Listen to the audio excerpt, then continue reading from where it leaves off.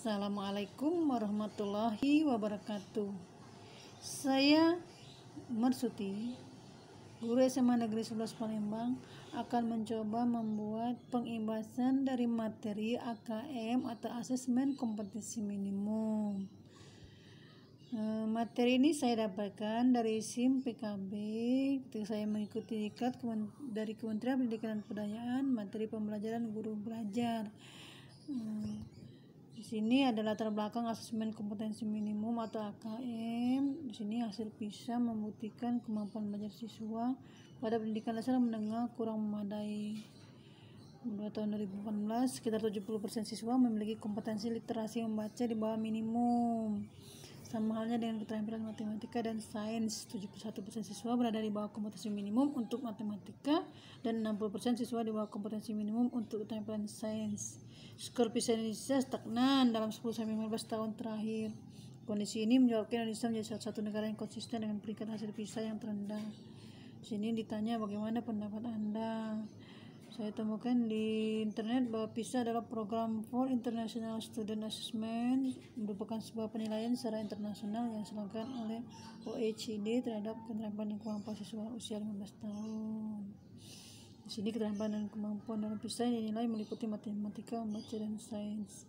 PISA pertama dilaksanakan pada tahun 2000 dan kemudian dilaksanakan 3 tahun sekali. Ini hasil dari Kemendikbud tahun 2011. Nah, di sini ada kecakapan hidup abad 21 yang diharapkan siswa bisa mempunyai kecakapan belajar dan berinovasi, mempunyai kecakapan menggunakan teknologi informasi, mempunyai kecakapan hidup untuk bekerja dan berkontribusi pada masyarakat. Jadi dibutuhkan kompetensi. Nah, terus selain tuntutan kecakapan abad 21, profil pelajar Pancasila juga menjadi rujukan pencapaian karakter bagi seluruh siswa di Indonesia. Bahkan profil pelajar Pancasila ini sudah merangkum serangkaian kecakapan hidup abad 21. Karakter pelajar Pancasila yang dicapai oleh siswa sini yaitu yang pertama, beriman dan bertawakal kepada Tuhan Yang Maha Esa serta berakhlak mulia, berkebinekaan global, mandiri, terus bernalar kritis, kreatif, dan gotong royong. Sini di sana juga ditemukan bahwa kita diberi kerujukan tentang perbandingan asesmen nasional dengan ujian nasional. Ada kriteria pembanding bahwa asesmen nasional mempunyai tujuan pembelajaran, ini mengevaluasi mutu terkait sistem kesatuan pendidikan, sedangkan ujian nasional hanya untuk mengevaluasi capaian hasil belajar murid secara individu. Terus jenjang pendidikannya di sini kan SD, SMP, derajat, SMA, SMK, program kesetaraan jenjang dasar menengah. Untuk asesmen nasional juga ujian nasional di sini SMP, SMA, dan SMK, jadi tidak SD ya. Kalau asesmen nasional ada SD. Level siswanya kelas 5, 8, dan 11. Sedangkan ujian nasional tingkat akhir saja. Subjek siswa ini surveinya diberi secara acak untuk mengikuti AN. Sedangkan di sini semua siswa mengikuti sudah model soalnya pilihan ganda berkombinasi, menjodohkan isian singkat dan uraian. Kalau yang di asesmen nasional, kalau di ujian nasional hanya pilihan ganda dan isian singkat untuk matematika. Sasaran menilainya kalau asesmen nasional kompetensi literasi, numerasi, dan karakter serta kualitas dan iklim satuan pendidikan yang mendukung pembelajaran. Sedangkan ujian nasional hanya untuk penguasaan terhadap mata pelajaran. Terus ada sini perbedaan pembelajaran berbasis kompetensi dengan pembelajaran berbasis konten gitu ya. Kalau kompetensi berpusat pada kebutuhan, terus belajar untuk pemahaman konsep dan keterampilan, menunjukkan kinerja dan penerapan konsep, terus pembelajaran terkait dengan konteks kehidupan nyata siswa, terus orientasi pada proses dan penguasaan kompetensi.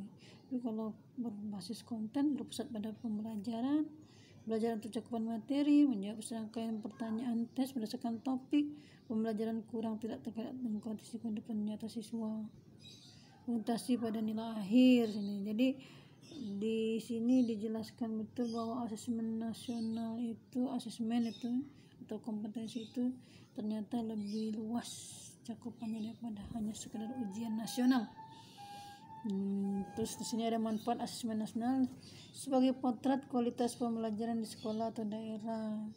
Terus sebagai umpan balik penilaian peningkatan kualitas pembelajaran sekolah atau daerah. Terus dasar untuk penyusunan program peningkatan kualitas pembelajaran sekolah atau daerah. Petunjuk dan teknis asesmen kompetensi minimalnya di sini ditemukan ada berbasis komputer dan bersifat adaptif. Di sini pertanyaan diajukan bergantung yang disajikan atau diajukan bergantung kemampuan siswa. Terus jadwal sini untuk SD atau madrasah ibtidaiyah dan paket A atau itu ulah tes iterasi 75 menit, survei karakternya 20 menit. Terus itu hasil hari pertama, hari keduanya tes numerasi 75 menit, survei lingkungan belajar 20 menit. Jadi ada literasi, ada numerasi, ada survei karakter dan survei lingkungan belajar ya. Sedangkan untuk SMP, MTS, paket B, SMA, SMK, MA itu tes literasinya 90 menit pada hari pertama, survei karakternya 30 menit. Hari kedua tes numerasinya 90 menit, terus hari kedua survei lingkungan belajar 30 menit. Terus di sini juga saya menemukan dalam pembelajaran itu ada asesmen nasional, itu ada asesmen kompetensi atau asesmen kompetensi minimal atau AKM, ada survei karakter dan survei lingkungan belajar. Asesmen kompetensi minimal atau AKM itu ada asesmen literasi membaca, memahami, menggunakan, evaluasi dan merefleksi. Sedangkan asesmen numerasinya memahami, mengaplikasi dan bernalar. Terus peserta AKM. Peserta AKM seluruh satuan pendidikan SD, SMP, SMA yang sederajat, tidak semua murid, pemilihan sampel secara acak itu. Ini saya temukan di diklat kemarin. Terus apa literasi dan baca dan tulis? Di sini literasi baca dan tulis adalah pengetahuan dan kecakapan atau membaca, menulis, mencari, menelusuri, mengolah dan memahami informasi untuk menganalisis, menanggapi dan menggunakan teks tertulis untuk mencapai tujuan, mengembangkan pemahaman dan potensi, serta untuk berpartisipasi di lingkungan sosial. Literasi membaca dan menulis tidak seperti sebutannya, mencakup kemampuan yang lebih dari sekedar mampu mengeja kalimat dan menuliskannya. Literasi membaca dan menulis perlu dikembangkan untuk mendapatkan pemahaman yang lebih bermakna terkait berbagai cakupan konteks kehidupan dalam lingkungan satuan pendidikan. Kompetensi literasi yang terus berkembang memungkinkan siswa untuk dapat menggunakannya dalam berbagai mata pelajaran. Nah, di sini ada komponen AKM, literasi membaca, ada konten, ada proses kognitif, ada konteks. Konten ini mengenai teks informasi, yang teks yang bertujuan untuk memberikan fakta, data, dan informasi dalam rangka pengembangan wawasan serta ilmu pengetahuan yang bersifat ilmiah. Teks fiksi yang bertujuan untuk memberikan pengalaman, mendapatkan hiburan, menikmati cerita, dan melakukan perenungan pada pembaca.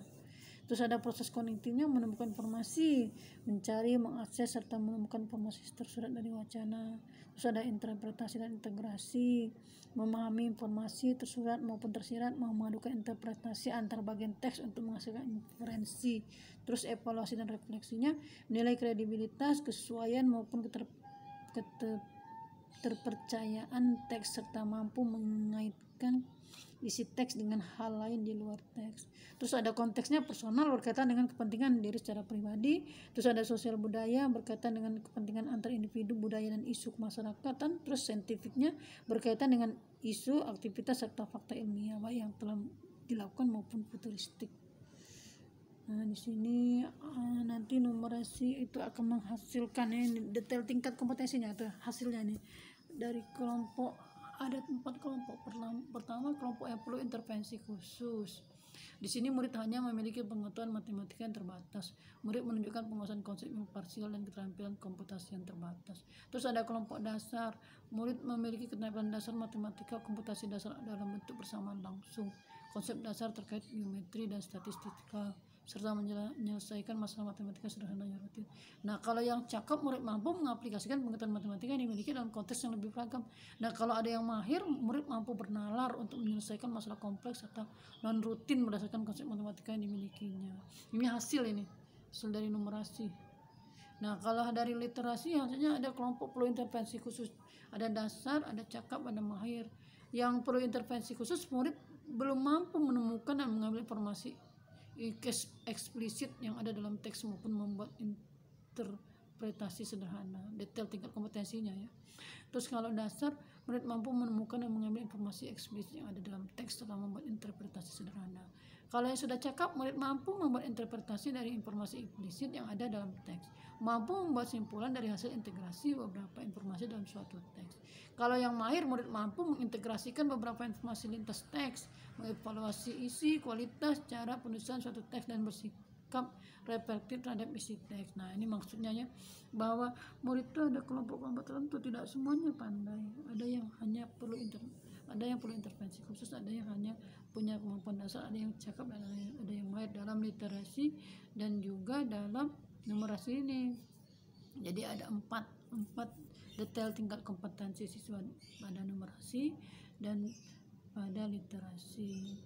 Terus ini, nah nanti gimana hasilnya? Kalau dia kategori kompetensi dan hasil analisisnya, ada yang perlu intervensi khusus, ini kebutuhannya, struktur pembelajarannya beda, pendekatannya bisa training atau pelatihan. Terus kalau dia yang dasar, kebutuhannya dan struktur pembelajarannya beda, pendekatannya lebih banyak coaching, simulasi, pemecahan masalah sangat penting. Ini bisa dibaca nanti dalam hasilnya. Ini yang cakap ya, yang mengelola pengetahuan sudah didapatkan setelah memberikan dukungan kinerja pada siswa. Terus kalau ada yang mahir ya, dia sudah pintar ini. Pembelajaran yang bersifat kolaboratif adalah kunci bagi siswa mahir, termasuk pembelajaran yang melibatkan kemampuan untuk belajar melalui inovasi dan proses penemuan. Menjadi guru, mentor, atau pelatih bagi orang lain adalah strategi pembelajaran penting lain. Mungkin bisa saja yang mahir itu dibantu untuk yang bagian yang punya intervensi khusus, atau yang dasar, atau yang cakap ini. Jadi kategorinya beda-beda mengenai kebutuhannya, cara formal informalnya, struktur pembelajarannya, pendekatannya. Jadi bisa diambil berdasarkan kemampuan kompetensinya. Nah, saya gunakan juga ada soal. Sini ada soal tentang level pembelajaran. Sini ada lilin kecil, sini sajikan puisi, terus ditanya mengapa ABCDE. Sini ada bacakan teksnya, lilin kecil dalam sidang kegelapan, dan seterusnya. Di sini apa yang dilihat? Kompetensi menemukan informasi tersurat, siapa, kapan, di mana, mengapa, bagaimana, teks sastra. Terus ditanya mengapa penulis menganggap bahwa lilin kecil itu sangat berarti. Sinar lilin itu tidak banyak, lilin itu harapan, jika dan lilin itu dapat membutuhkan cemara, di langkah lilin itu terlaksana embusan angin. Ternyata yang benar jawabannya, lilin itu dapat menerangi dalam kegelapan, berarti nalar ini. Terus ada lagi kalimat atau baris-baris dalam puisi tersebut. Di sini ditanya menepis lara, mendamaikan hati dan menunjukkan cinta, berarti menunjukkan perasaan. Sepasang telingaku pun tak mampu mendengarkan bisikmu, berarti pendengaran. Terus dengan mata tapi tak kuasa melihatmu, dengan penglihatan. Ya, itu contohnya. Ada contoh lain di sini disajikan legenda Danau Lipan, cerita.